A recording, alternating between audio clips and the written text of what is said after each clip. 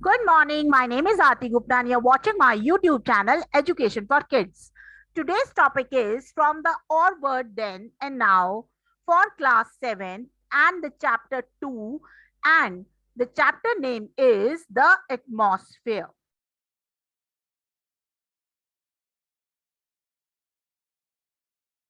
The blanket of air that surrounds the earth is known as atmosphere. एक blanket होता है अर्थ को जो चारों तरफ से घेरे हुए है, उसको हम कहते हैं एटमॉस्फेयर.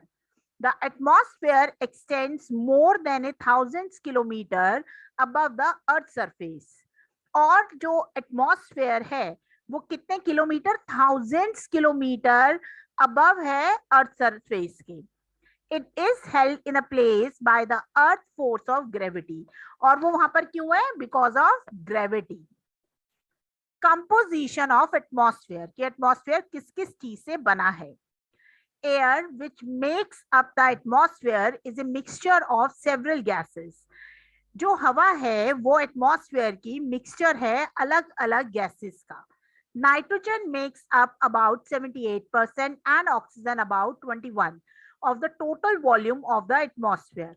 तो नाइट्रोजन कितनी है? 78% है और ऑक्सीजन कितनी है? 21% है. Carbon dioxide makes up about 0.03% and the remaining 0.97 includes other constituents such as argon, ozone and water vapor. Carbon dioxide की परसेंटेज है 0.03 और जो रिमेनिंग गैसेस अवेलेबल हैं वो है 0.97% की, जिसमें कौन कौन सी आती है? Argon, ozone and water vapour. Some dust particles are also present in atmosphere. कुछ dust particles atmosphere में available हैं. Although the gases present in atmosphere are used up in certain processes, they are also released back in the atmosphere in other processes. ये कह सकते हैं कि जो gases present है एटमॉस्फेयर में वो यूज होती हैं अलग अलग प्रोसेसेस में और वापस उनको रिलीज कर दिया जाता है उसी एटमॉस्फेयर में, लेकिन उसका रिलीजेशन का प्रोसेस अलग होता है. Thus, the composition of the lower part of the atmosphere remains fairly constant. इसलिए जो lower part होता है एटमॉस्फेयर का वो fairly constant ही होता है. Atmospheric nitrogen is converted to nitrogen compound by lightning and by certain types of organisms such as nitrogen fixing bacteria present in the soil or in the roots of some plants. जो atmospheric nitrogen है, जो nitrogen हमारे atmosphere में मिलती है, वो आपके plants के लिए क्या हो जाती है? प्लांट्स उसको डायरेक्ट कंज्यूम नहीं करता. तो राइजोबियम नाम का एक बैक्टीरिया होता है जिसकी वजह से नाइट्रोजन को फिक्स किया जाता है प्लांट्स में. Plants absorb nitrogen compounds and convert them to protein. Plants nitrogen compounds को क्या करता है? एब्जॉर्ब करता है और उनको कन्वर्ट कर देता है प्रोटीन में. Animals take in protein by eating plants or other animals. जो एनिमल्स हैं ये जब प्लांट खाते हैं तो बट ऑब्वियस है वो प्रोटीन भी खाते हैं और अलग अलग जानवर भी खाते हैं. Nitrogen returns to the atmosphere when denitrifying bacteria act on animal waste and the dead bodies of plants and animals. तो नाइट्रोजन जो है वो वापस एटमॉस्फेयर में आ जाता है जब बैक्टीरिया एक्ट करता है एनिमल वेस्ट पर और जो डेड प्लांट्स होते हैं उन पर. Oxygen is used up in the process like respiration of organism, the burning of fuels and the decaying of organic matter. जो ऑक्सीजन है वो सांस लेने में मदद करता है, फ्यूल्स को बर्न करने में मदद करता है और ऑर्गेनिक मैटर्स को बनाने में या उनको सड़ाकर बनाने में हेल्प करता है. It is replaced by the oxygen released by the green plants during photosynthesis. Similarly, the carbon dioxide used up during photosynthesis is replaced by the carbon dioxide released by the respiration of organism and the burning of fuels and the decay of organic matter. तो जो oxygen है वो release होती है green plant से, कौन से process में? फोटोसिंथेसिस के प्रोसेस में। ऐसे ही जो कार्बन डाइऑक्साइड है वो यूज्ड करते हैं प्लांट फोटोसिंथेसिस के प्रोसेस में अपना खाना बनाने के लिए, और कार्बन डाइऑक्साइड रिप्लेस हो जाती है, रिलीज्ड होती है ऑर्गेनिज्म से और बर्निंग ऑफ फ्यूल से और डिके ऑफ ऑर्गेनिक मैटर से। Thus, nature has way of maintaining the balances of gases in the atmosphere. However, human activity are disturbing this balance by polluting the air. तो क्या होता है कि nature इसी वे में अपने आप की बैलेंस कर लेती है गैसेस को एटमॉस्फेयर में, और जो हम ह्यूमन एक्टिविटीज करते हैं उसने सारे के सारे एलिमेंट्स को डिस्टर्ब कर दिया है और उसने पॉल्यूट कर दिया है एयर को।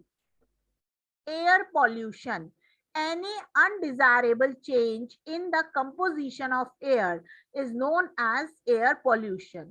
जब भी कोई भी अनडिजायरेबल चेंज होता है उस कंपोजिशन ऑफ एयर में, नाइट्रोजन में, कार्बन डाइऑक्साइड में, ऑक्सीजन में, या जो लेफ्ट एयर का पार्ट है 0.97%, उसमें चेंज होता है, तो वो क्या कहलाता है? Air pollution.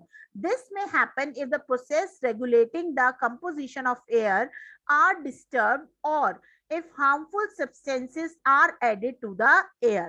Substances that causes pollution are called pollutants.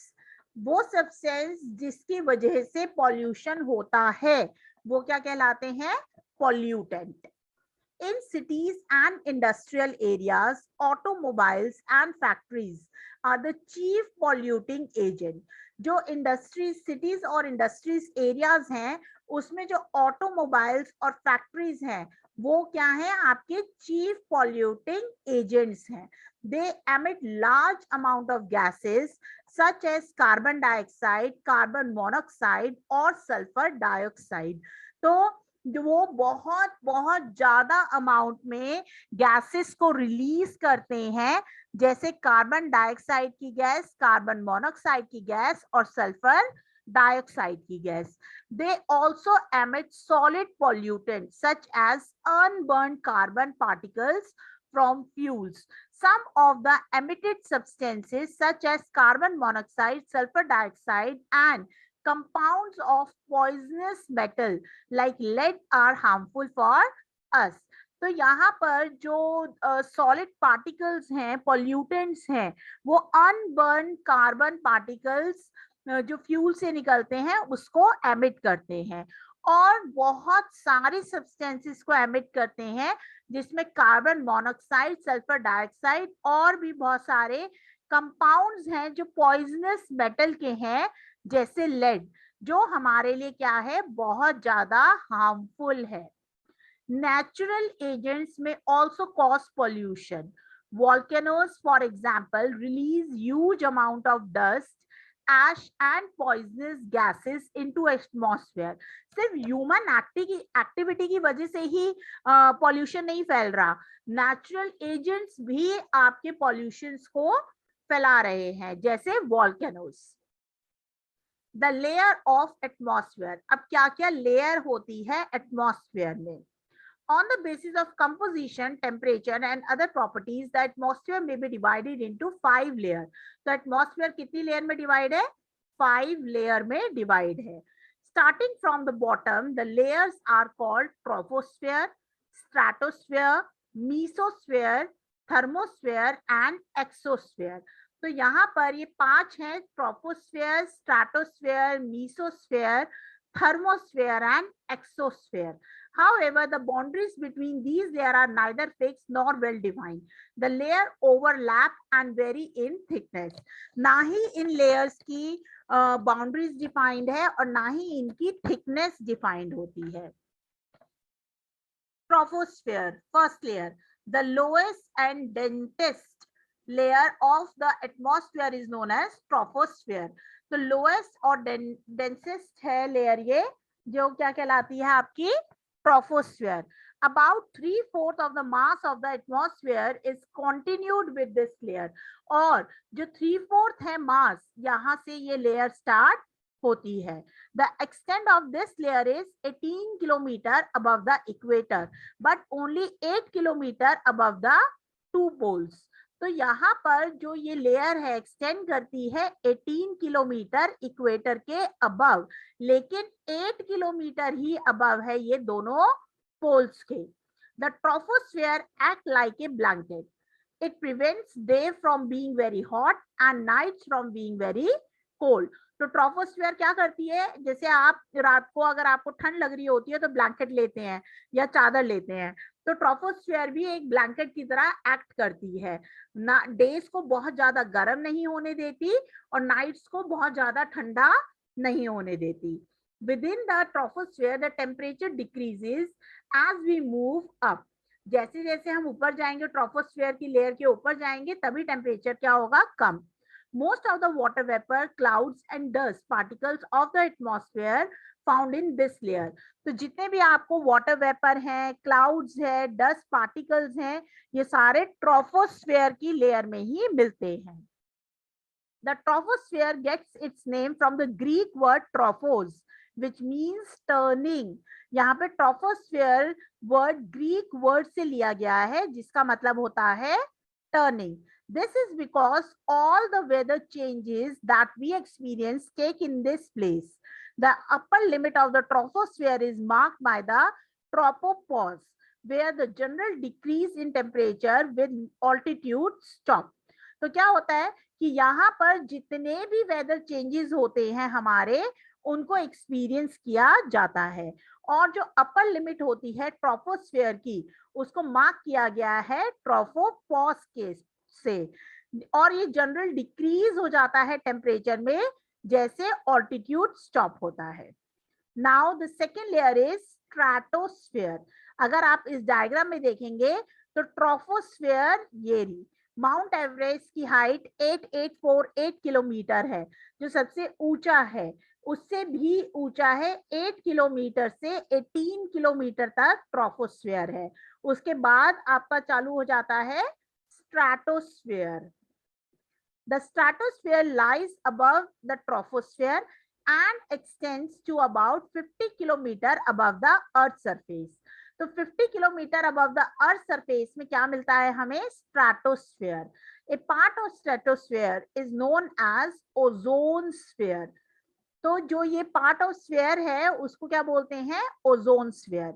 As it has the maximum concentration of ozone in the atmosphere.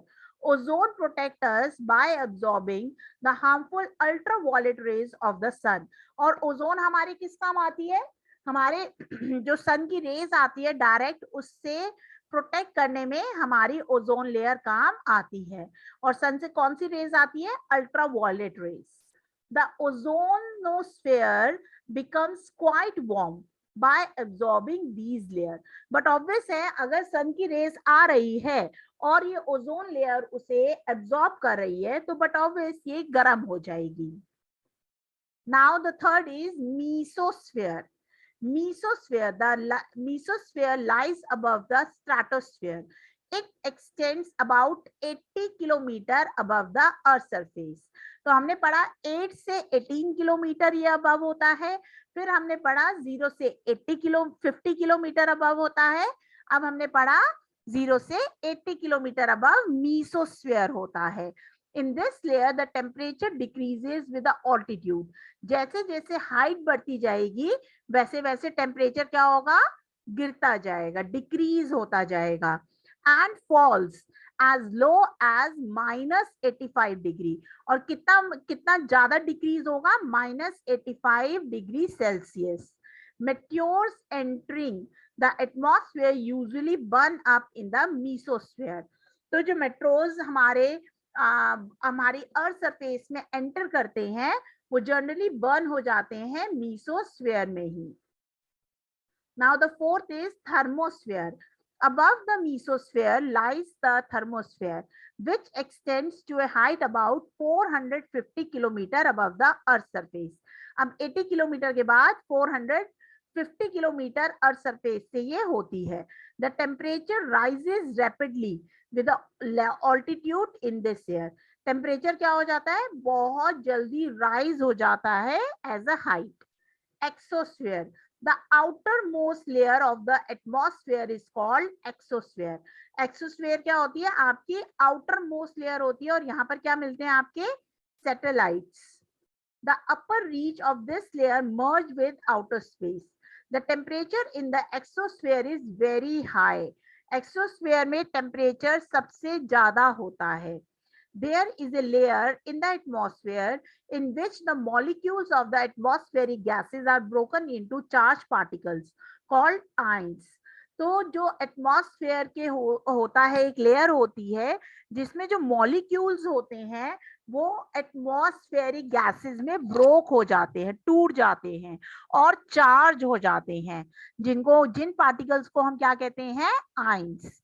This layer is called ionosphere. और एक्सोस्फेयर लेयर को भी क्या कहते हैं हम, ionosphere. If reflects or send back radio waves towards the earth and thus helps in radio transmission. तो ये क्या करती है, रिफ्लेक्ट करती है, सेंड करती है रेडियो की वेव्स को वापस अर्थ की साइड, जिसकी वजह से रेडियो ट्रांसमिशन हो पाता है. The ionosphere starts at about 50 kilometer and extends to about 1000 kilometer above the earth surface. और जो आइनोस्फेयर है वो 50 किलोमीटर से 1000 किलोमीटर अबव होती है अर्थ सरफेस से.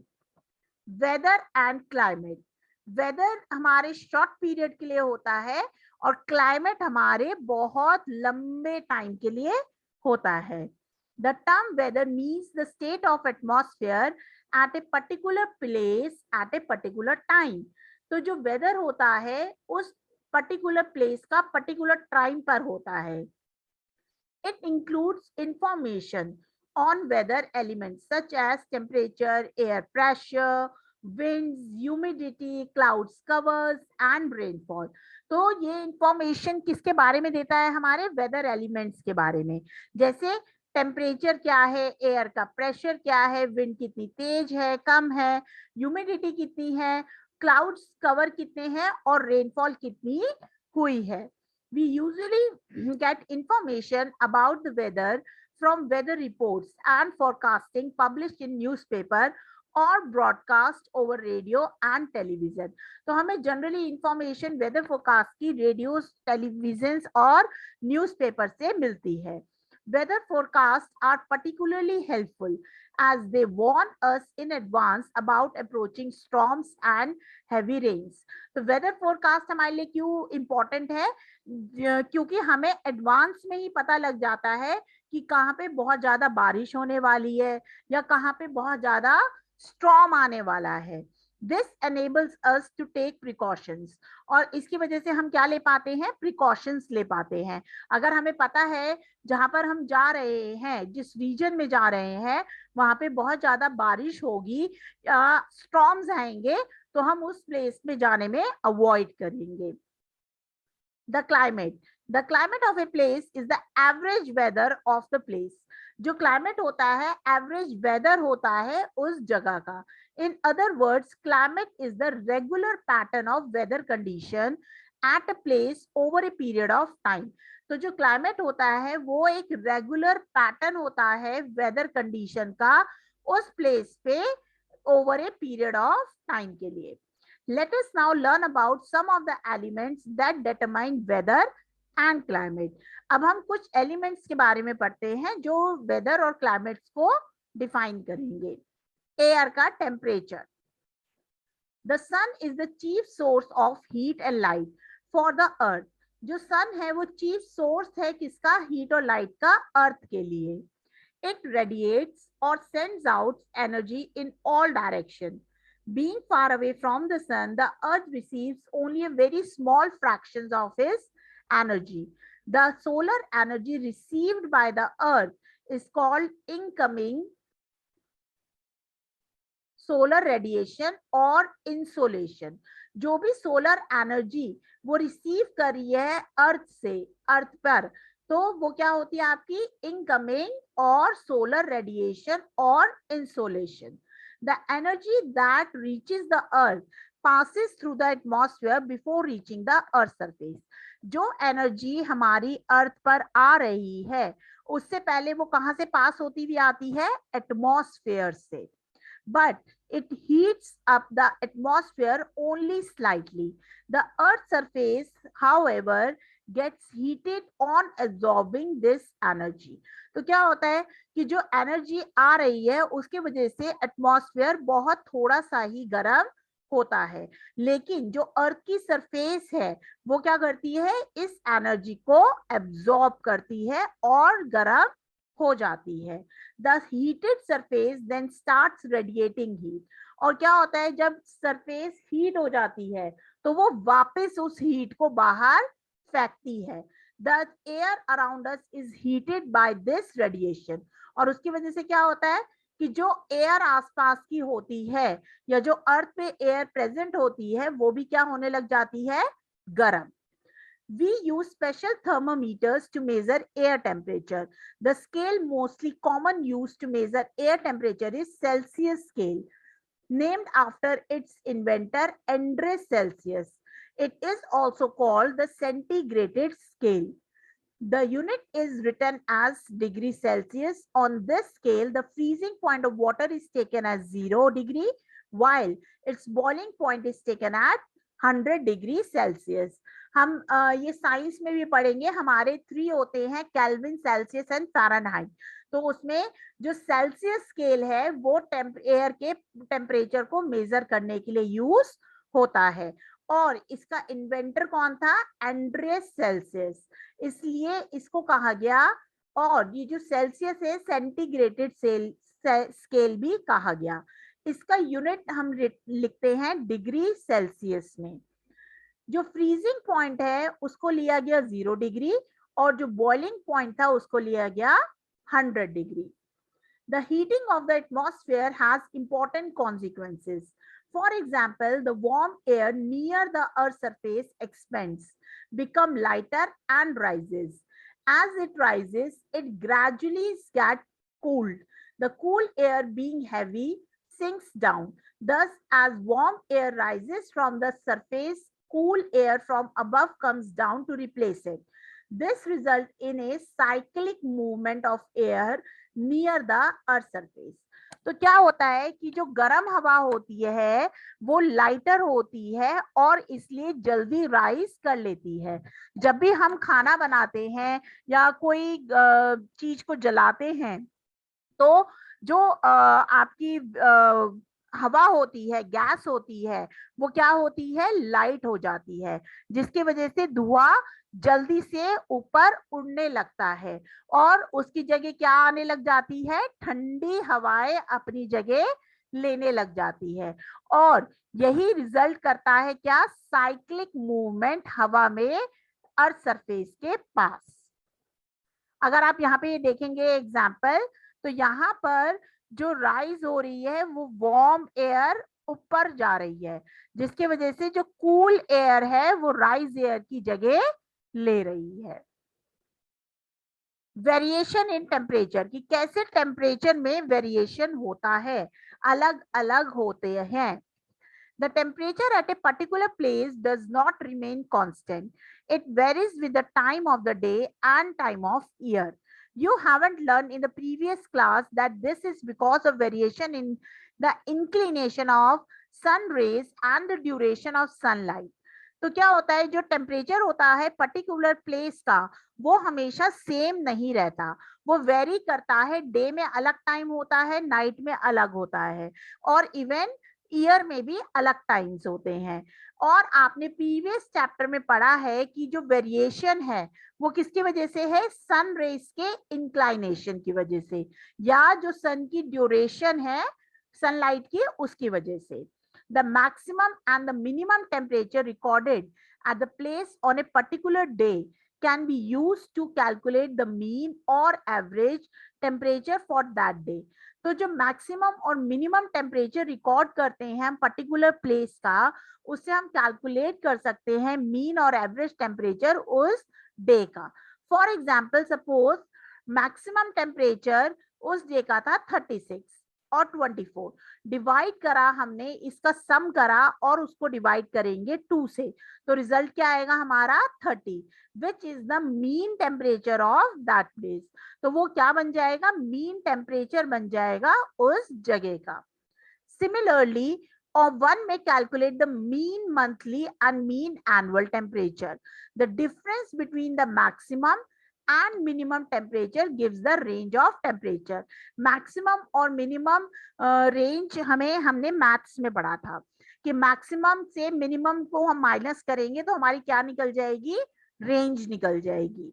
In this case mentioned above, the range of temperature for the day, that is the diurnal range of temperature, 36 degree minus 24, 12 degrees Celsius. The difference between the mean temperature of the hottest and the coldest month of the year is called annual range of temperature. तो annual range क्या होती है, जो difference होता है mean temperature hottest का और coldest का, तो उसका जो डिफरेंस होता है वो क्या कहलाता है, annual range of temperature. Temperature also varies from place to place, mainly due to variation in latitude, altitude and distance from C.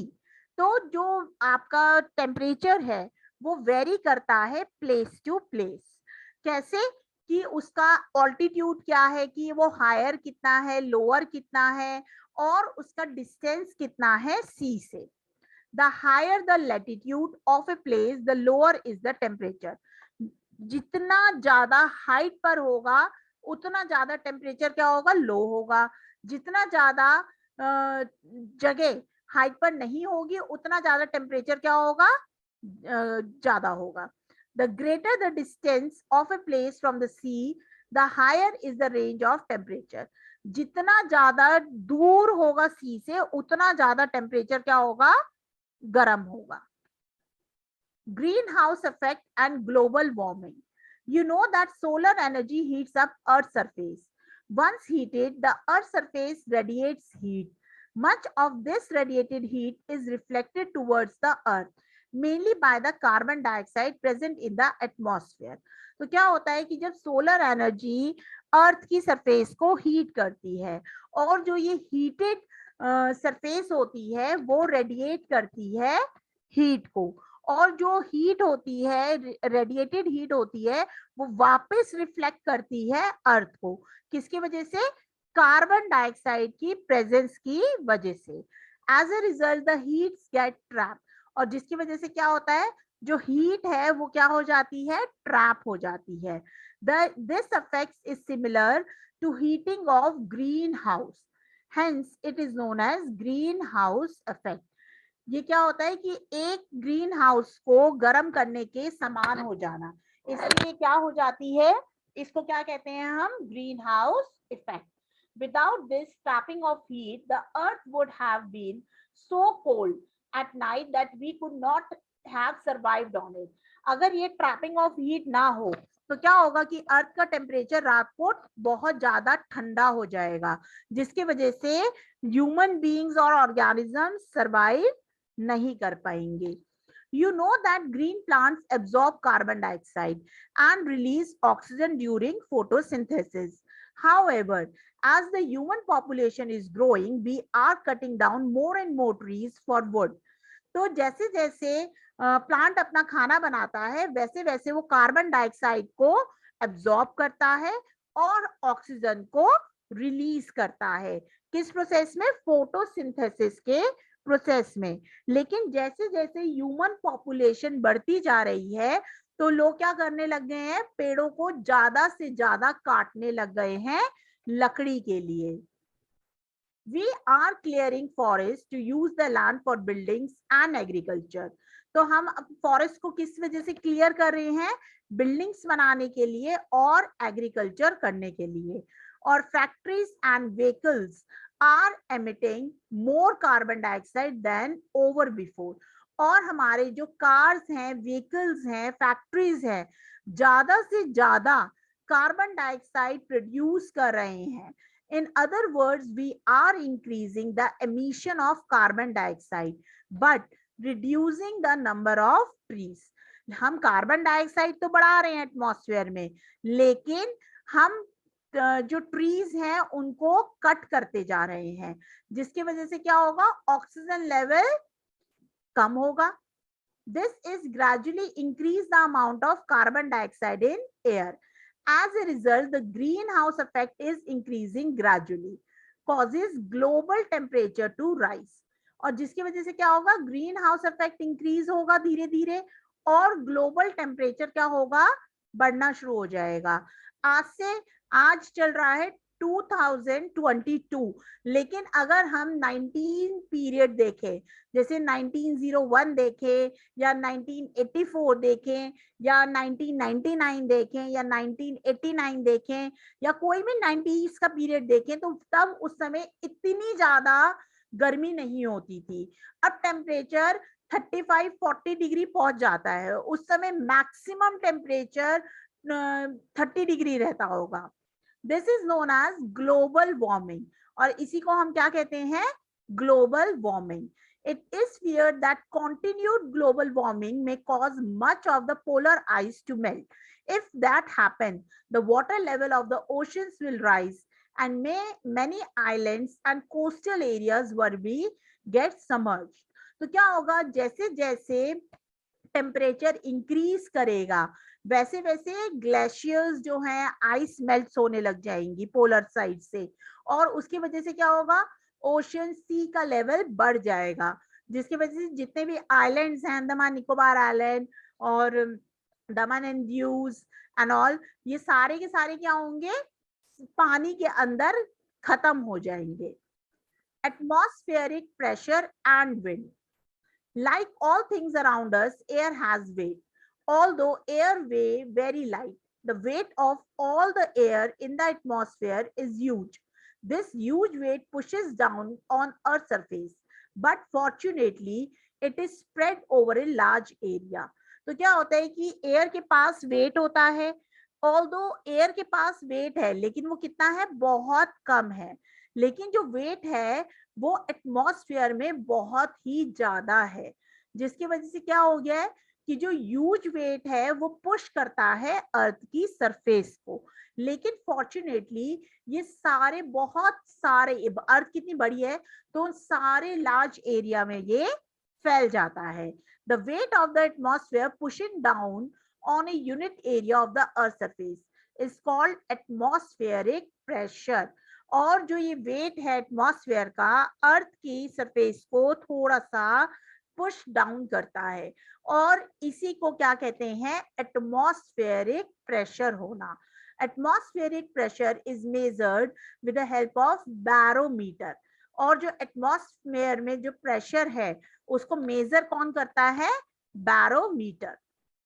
A simple barometer consists of a long mercury filled glass tube inverted over a cup of mercury. अगर आप यहाँ पे देखेंगे, this is the barometer.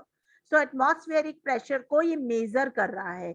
ये mercury rise कर रही है, जैसे जैसे आपका एटमॉस्फेरिक प्रेशर ज्यादा होगा.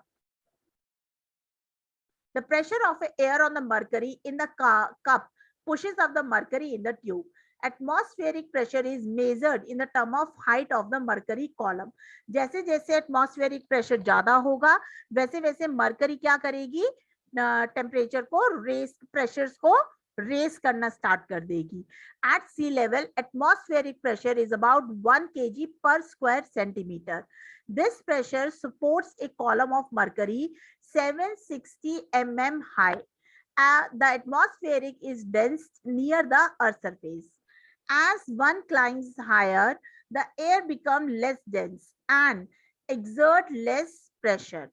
Therefore, atmospheric pressure decreases with the increase of altitude. जैसे जैसे हाइट बढ़ती जाएगी, वैसे वैसे एटमॉस्फेयर का प्रेशर कम होता जाएगा. The simple mercury barometer is large and not very portable. The Android barometer is more commonly used. जो आपका मरकरी बैरोमीटर है वो बहुत बड़ा होता है और उसको एक जगह से दूसरी जगह इजीली नहीं लेके जा सकते, जिसकी वजह से कौन से वाला हम बैरोमीटर यूज करते हैं? Android barometer. It does not use any liquid in, therefore easy to handle. ये बैरोमीटर जो है आपका एंड्रॉइड बैरोमीटर, इसके अंदर लिक्विड नहीं होता, इसलिए वो इजी हैंडेबल होता है. This type of barometer has a partial evacuated metal box which expands when the pressure is low and gets compressed when the pressure is high. तो क्या होता है, इसमें एक मेटल बॉक्स होता है और वो एक्सपेंड करता है जब प्रेशर लो होता है और कंप्रेस हो जाता है जब प्रेशर हाई होता है.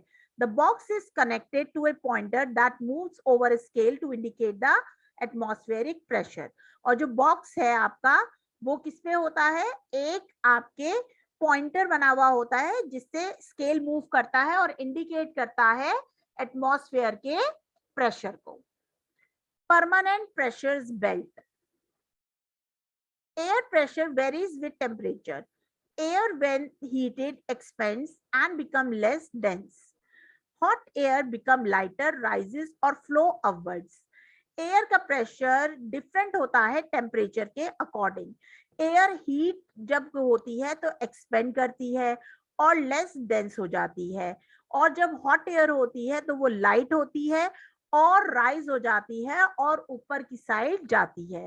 Hence it exerts less pressure, इसलिए वो क्या करती है? लेस प्रेशर एक्सर्ट करती है. On the other hand, air when cool become dense and heavy. Cool air sinks or float downward. Hence, it exerts more pressure.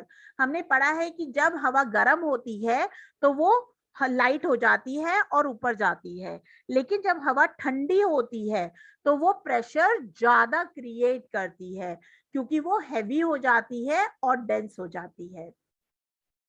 In the equatorial region, especially 5° north as 5° latitude, it is hot throughout the year. 5° north and 5° south latitude में पूरे साल गर्मी रहती है. Like this is the 0°, तो 5° north and 5° south. So the atmospheric pressure in this area is always low. तो यहाँ पे क्योंकि गर्म रहेगा तो हवा कैसी रहेगी? गर्म रहेगी, जिसमें एटमॉस्फेरिक प्रेशर क्या रहेगा? Low. This low pressure zone is called equatorial pressure belt, low pressure belt. और ये क्या होती है? इक्वेटोरियल लो प्रेशर बेल्ट होती है. In the polar region, it is extremely cold throughout the year and the atmosphere pressure is always high. This region is called polar high pressure belt. क्योंकि आपकी हवा जो ठंडी होगी वो ज्यादा प्रेशर क्रिएट करेगी, इसलिए यहाँ पर एटमॉस्फेयर में प्रेशर ज्यादा होता है और इसी रीजन को क्या कहते हैं? Polar high pressure belt. The hot air rising over the equatorial belt moves towards the pole. जब हवा गर्म होती है और वो इक्वेटोरियल बेल्ट्स पे होती है तो वो पोल्स की साइड हवा जाती है. By the time the air streams reach the altitude around 30° north and 30° south, they become cool and heavy and begin to sink. This creates belt of high pressure known as tropical high pressure belt. तो क्या होता है? जैसे जैसे steam ऊपर जाती है 30° south और 30° नॉर्थ जब वो पहुंचती है तो हवा कैसी हो जाती है? ठंडी हो जाती है और गर्म हो जाती है और वो वापस हाई प्रेशर क्रिएट करने लगती है. इसलिए इस बेल्ट को क्या कहेंगे? Subtropical high pressure belt. In these two region, इन दो रीजन्स में cold air from the polar region and comparatively warm air from the subtropical region meets near the 60° latitude in both the hemisphere. The larger mass of warm air rises, creating a strong upward current. The cold polar air gets pulled up by this current. This creates a belt of low pressure called the subpolar lower pressure belt. तो क्या होता है? जब cold हवा polar belt से आती है और वार्म एयर ऊपर जा रही होती है सब ट्रॉपिकल रीजन से, तो वो 60 डिग्री लैटिट्यूड में दोनों जगह मिलती हैं, जिसकी वजह से क्या होता है, वार्म एयर राइज हो जाती है और जो कोल्ड एयर होती है वो क्या करती है, इस करंट को पुल करती है और क्रिएट कर देती है low pressure. The permanent pressure belt do not remain at the same position throughout the year. They shift slightly northward when the northern hemisphere tilts toward the sun and a little southward when the southern hemisphere tilts toward the sun. तो जो permanent pressure belt होती है वो पूरे साल same नहीं रहती, वो चेंज हो जाती है जब सन नॉर्दर्न हेमिस्फीयर में सन नॉर्थ की तरफ टिल्ट करता है और जब साउथ में है, साउदर्न में हेमिस्फीयर में जब सन साउथ की तरफ टिल्ट करता है. Wind. When hot air rises and create a region of low pressure, cold air from neighboring high pressure air moves toward the low pressure area. The horizontal movement of air is called wind. तो जब क्या होता है, जब hot air आपकी होती है वो लो प्रेशर क्रिएट कर रही होती है, तो जो कोल्ड एयर होती है वो हाई प्रेशर क्रिएट करती है लो प्रेशर एरिया पे, और इसी हॉरिजॉन्टल मूवमेंट को हम कहते हैं विंड. एनोमीटर आपका विंड को मेजर करने के काम आता है. The instrument used for recording the direction from which a wind is blowing is a wind vane. आपका ये विंड वेन आपने कहीं ना कहीं देखा होगा कि जब डायरेक्शन आपकी विंड की चलती है उस डायरेक्शन को रिकॉर्ड करने के लिए कि कौन सी डायरेक्शन से विंड आ रही है, ब्लो कर रही है, हम क्या यूज करते हैं, wind vane. It consist of a pointer and vane tail fixed to a opposite end of a horizontal rod pivoted at its center. Wind turns the vane towards the side to which it is blowing. Thus, the pointer points to the direction from which the wind is blowing. तो आप देखेंगे यहाँ पे एक arrow है और यहाँ पर एक हॉरिजॉन्टल रॉड है जो कहाँ से कनेक्टेड है, सेंटर से कनेक्टेड है. जब विंड चलती है, जब विंड ब्लो ऑफ होती है, तो ये जो पॉइंटर है वो वहां उस डायरेक्शन में हो जाता है जहां से विंड ब्लो करती है. The speed of a wind depends on the pressure difference between two regions. When the difference is high, wind rushes from higher pressure region to lower pressure region at great speed, as in a storm. The speed of wind can be measured with the help of anemometer. तो जो speed होती है वो depend करती है pressure difference pressure two zones के. Difference जो high wind rush करती है हाई प्रेशर रीजन से लो प्रेशर रीजन में. जो स्पीड होती है विंड की उसको हम मेजर कर सकते हैं एनियोमीटर से. An anemometer consists of 3 or 4 cups attached to a rotating shaft. When wind blows, the cups and the shaft rotate. The shaft is connected to a meter similar to a car speedometer, which shows the speed of wind. तो जो nanometre है वो consist करता है 4 और 3 cups attach जो होते हैं रोटेटिंग शाफ्ट से. जब विंड ब्लो करती है तो ये कप और शाफ्ट रोटेट करते हैं और जो शाफ्ट है वो मीटर से कनेक्ट होती है. जैसे कार में स्पीडोमीटर होता है जो स्पीड बताता है, वैसे ही ये शाफ्ट हमें क्या बताती है, स्पीड बताती है विंड की. Wind can be broadly classified as permanent wind and local wind. तो विंड हमारी दो तरीके से क्लासिफाइड होती है, परमानेंट विंड में और लोकल विंड में. Permanent wind, the winds that blow from the permanent high pressure belt towards the permanent low pressure belt maintain their direction of flow throughout the year. They are called permanent, prevailing or planetary wind. तो जो wind आपकी permanent high pressure belt से लो pressure belt में चलती है पूरे साल, उसको क्या कहते हैं, परमानेंट, प्रीवेलिंग या planetary wind. Due to the rotation of Earth, these winds are deflected to the right of their path in the northern hemisphere and to the left of their path in the southern hemisphere. Thus, the wind blowing towards the equator are deflected towards the west and the wind blowing towards the poles are deflected towards the east. तो क्या होता है, जब earth rotate करती है तो ये wind क्या हो जाती है, डिफ्लेक्ट हो जाती है राइट अपने पाथ में नॉर्दर्न हेमिस्फीयर में, और लेफ्ट हो जाती है साउथर्न हेमिस्फीयर में। और जब विंड ब्लो करती है इक्वेटर के पास टुवर्ड्स वेस्ट, तो विंड ब्लो करती है टुवर्ड्स पोल की साइड और डिफ्लेक्ट हो जाती है east side. There are 3 types of permanent wind. तो कितने टाइप्स की विंड्स हैं, 3 टाइप्स परमानेंट विंड के। एक तो ट्रेड विंड, वेस्टर्लाइज और polar winds. Trade winds, the trade winds blow from the subtropical high pressure belt to the equatorial low pressure belt। तो क्या होता है, हाई प्रेशर बेल्ट आपके सब ट्रॉपिकल रीजन से ये लो प्रेशर बेल्ट इक्वेटोरियल बेल्ट में चलती है। winds are named after the direction from which they blow. जिस डायरेक्शन से वो चलती है उसमें ही उनका नाम पड़ता है। In the northern hemisphere the trade wind blow from the north east and are known as north east trade wind. जो नॉर्दर्न हेमिस्फीयर में जो ट्रेड विंड चलती है वो नॉर्थ ईस्ट से चलती है, इसलिए उस विंड का नाम क्या होता है, north east trade wind. In the southern hemisphere they blow from the south east and are known as southeast trade wind. The trade winds blow with great regularity. और ये साउथर्न हेमिस्फीयर में ये blow out होती है south east से, इसलिए इस wind को क्या कहते हैं, साउथ ईस्ट ट्रेड विंड। और ये विंड ग्रेट रेगुलरिटी के साथ चलती है।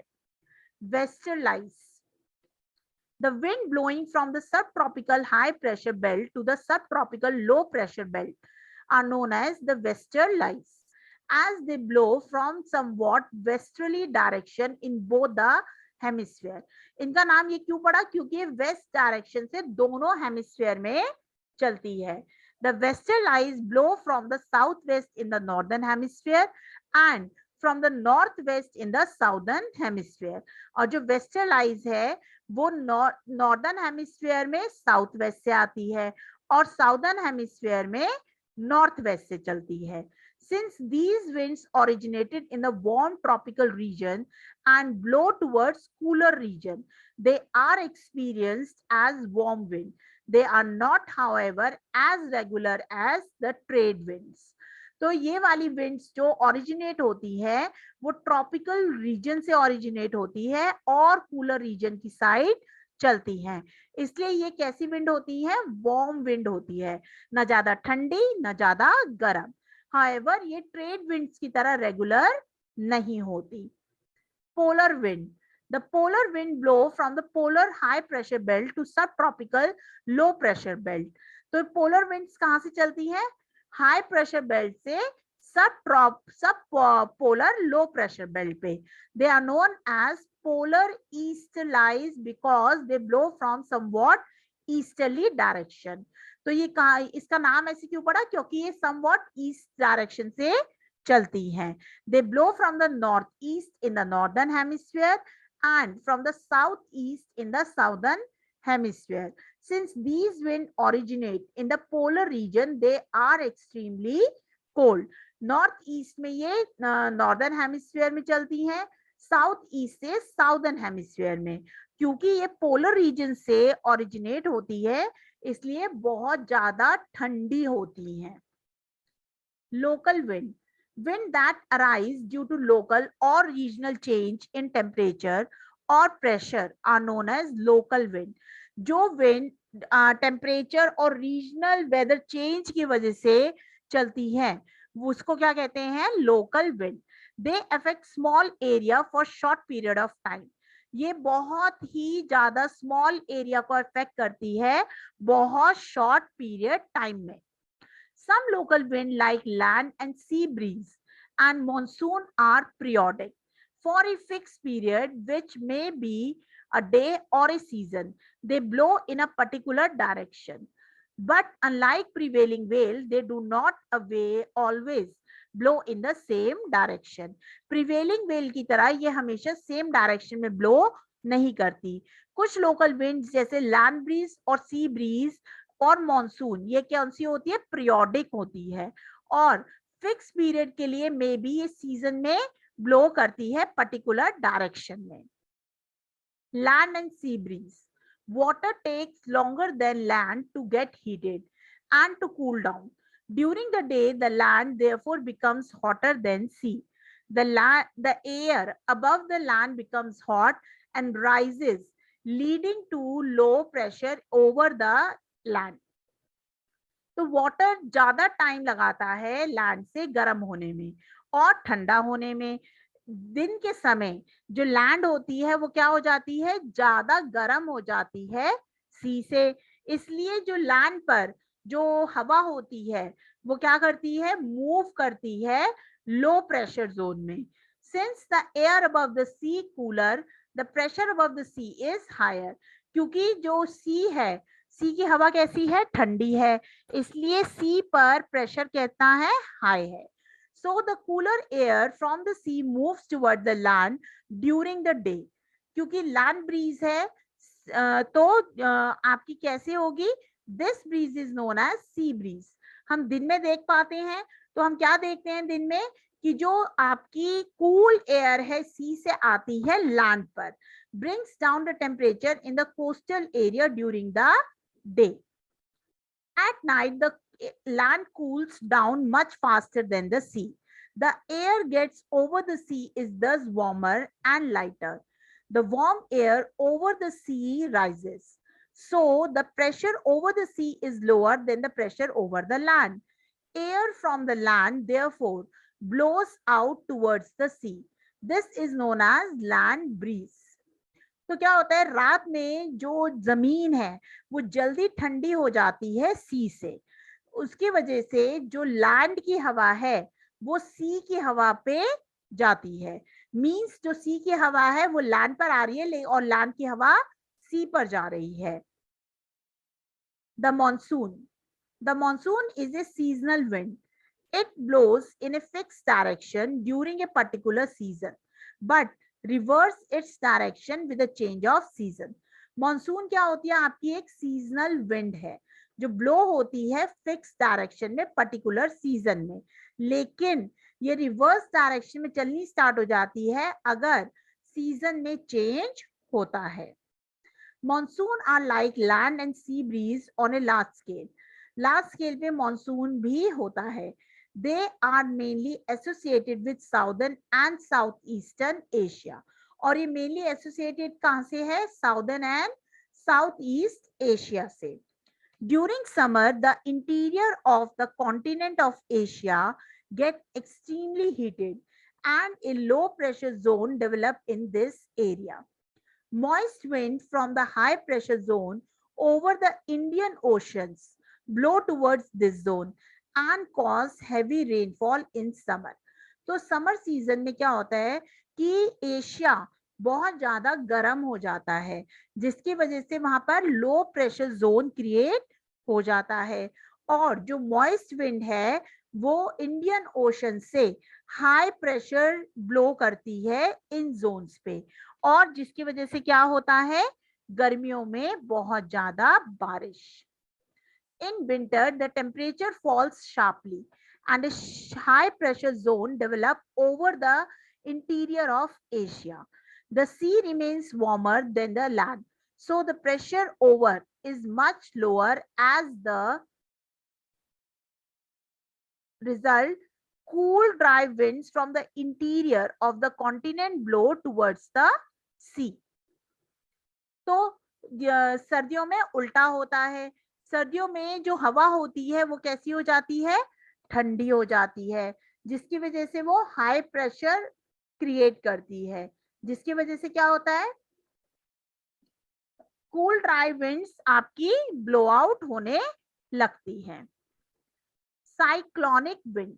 Cyclonic winds are irregular wind of short duration.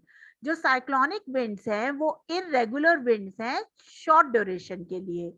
They are caused by pressure system known as cyclones and anticyclones. और ये किसके प्रेशर की वजह से क्रिएट होते हैं, साइक्लोन्स और एंटीसाइक्लोन्स की वजह से. In a cyclone, a strong wind blow in a spherical towards the low pressure area at the center. In the northern hemisphere, wind blows in an anti-clock direction around the center of the cyclone, while in the southern hemisphere, they blow in the cold clockwise direction. Cyclones bring heavy rain and cause damage to place over which they pass. तो जो cyclone है, strong winds blow होती है spiral shape में, और जो low pressure है area वो कहाँ है, सेंटर में.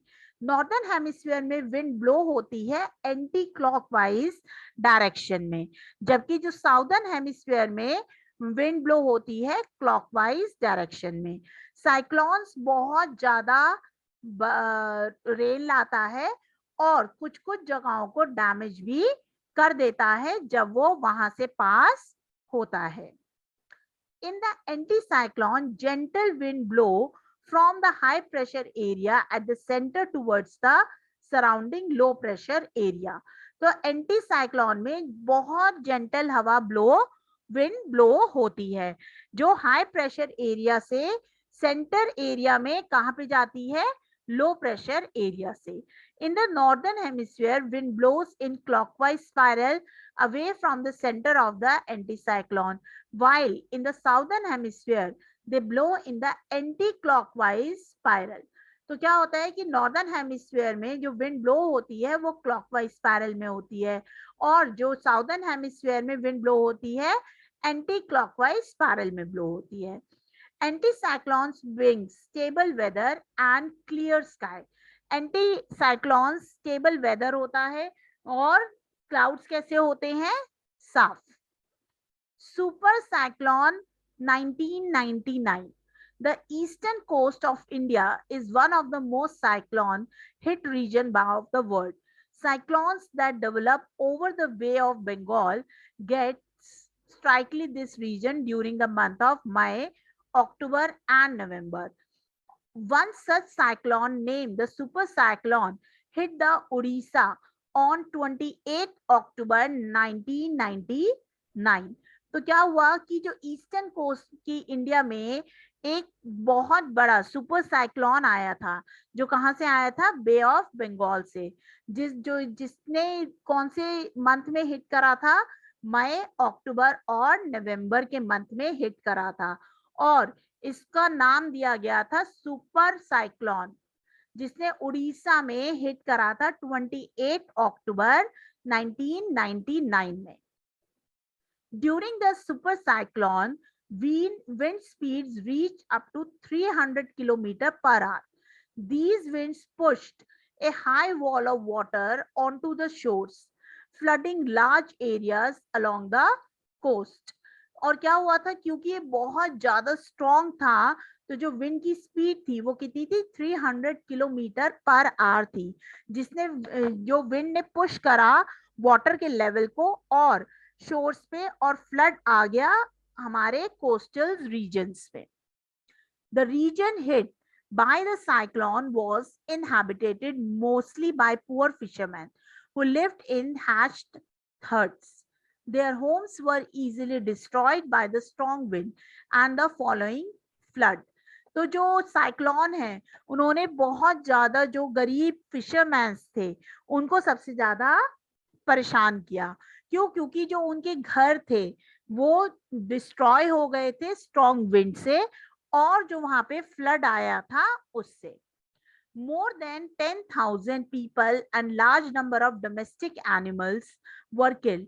और 10,000 से भी ज्यादा लोग क्या हो गए थे, मर गए थे, और जो डोमेस्टिक एनिमल्स हैं वो भी मर गए थे. About 15 million people were left homeless. Vast area of farmland were flooded, causing a huge loss of crop. और बहुत ज्यादा नुकसान हुआ था. 15 million people होमलेस हो गए थे, फार्म लैंड जो थी सारी फ्लडेड हो गई थी, और बहुत ज्यादा क्रॉप्स का लॉस हुआ था. The weather office had broadcast warning days before the cyclone struck. However, proper steps had not been taken to move people to safety. Many of those killed were poor fishermen who could not afford to lose the day catch and had gone to the sea to fish, ignoring the warning. Also, the damage would have been far less if large stretches of Odisha coastal forest had not been cleared. तो क्या हुआ था कि weather forecast के office ने broadcast की थी warnings कि साइक्लोन आने वाला है, लेकिन प्रॉपर स्टेप्स नहीं लिए गए सेफ्टी के, और बहुत ही गरीब जो फिशरमैन थे जो एफर्ट नहीं कर सकते थे कि वो फिशिंग करने ना जाए तो उनका घर खर्च चल जाए, तो इसलिए उन्होंने इन वार्निंग को इग्नोर कर दिया और वो फिशेस को कैच करने गए।